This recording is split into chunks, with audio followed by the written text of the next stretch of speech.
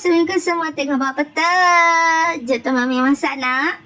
Okey, menu hari ni Mia buat ayam masak cendawan. Mula-mula perapan ayam ni Mia perap macam biasalah. Sos tiram, kicap, minyak bijan, chicken stock, garam, gula dengan air rendaman cendawan shiitake. Mia pakai cendawan shiitake ya. Cendawan tu sekali kita perap, lagi lama lagi sedap. Okey, Mia semalaman Mia perap benda ni. So dia dah mesra lah. And Mia letak sekali dengan tepung jagung. Okey. Lepas tu kita grillkan ayam ni dengan api yang kecil sepatutnya. Tapi Mia tak tahulah kenapa Mia biar api besar macam ni. Tak pasal-pasal dia macam tergaring lah. Dia bukan hangus tau. Dia tergaring je. Okey. Tapi masih boleh diselamatkan lah. Lepas tu kita terbalik-terbalikkan sikit bagi satu side tu grill juga. And then lepas tu Mia masuk bawang merah, bawang putih, halia dengan daun bawang.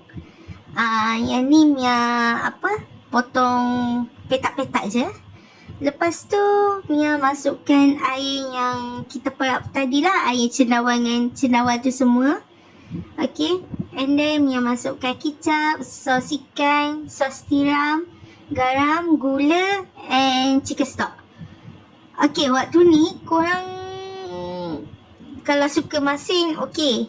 Kalau tak suka masin korang boleh tambah lagi air. Okay, lepas tu Mia masukkan cili kering. Ambil lah a few batang cili kering untuk cantik je. Okay. And then Mia masuk lagi minyak bijan sebab Mia nak rasa wangi daripada minyak bijan tu. Okay. And then kita tunggulah dia masakkan ayam tu. Sambil-sambil kita masak nasi ni semua.